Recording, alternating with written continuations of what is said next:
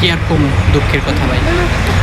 August মাস যখন ঢুকছে তখনই আমি ক্যালেন্ডার নিচে হাতে, বুঝছেন, নিয়ে হিসাব করছি শুক্র শনি মিলাইয়া হইল গিয়ে তোমার 10 দিন, সরকারি ছুটি আছে আরও, জাতীয় শোক দিবসে একদিন, 11 দিন, আরও যে ছুটি আছে। আমি বিশ্বাস করেন আমার হাতের যে কলমটা ছিল, কলমটা দিয়ে আমার ডেস্ক ক্যালেন্ডারের মধ্যে আমি বড় কইরা ভুল করে রাখছি।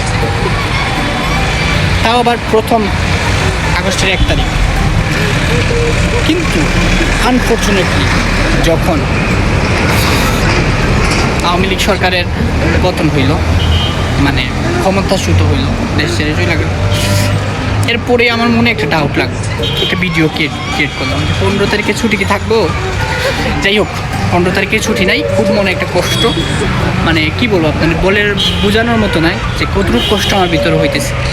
তাও যাক, বরাক্রান্ত হৃদয় নিয়েই মাইনা নিলাম যে ছুটি বাতিল হয়েছে। কিন্তু এখন জানেন আমার ছোট্ট মনে অনেক বড় একটা প্রশ্ন লাগছে, কারণ মেবি 2013-14 এরকম হইব বা এর আগে হইতে পারে, বিএনপি চেয়ারপারসন বেগম খালেদা জিয়া একটা ভিডিও, মানে উনি লাইভ বলতেছিল, তো একটা মানে টিভিতে লাইভ দেখতেছিলাম, উনি বলতেছিল যে পুলিশ বাহিনীকে বাড়ি কই গোপালগঞ্জের নামই বদলে।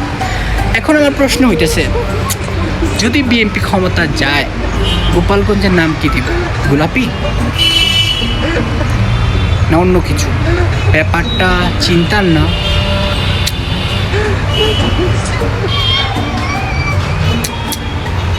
বুঝতেছি।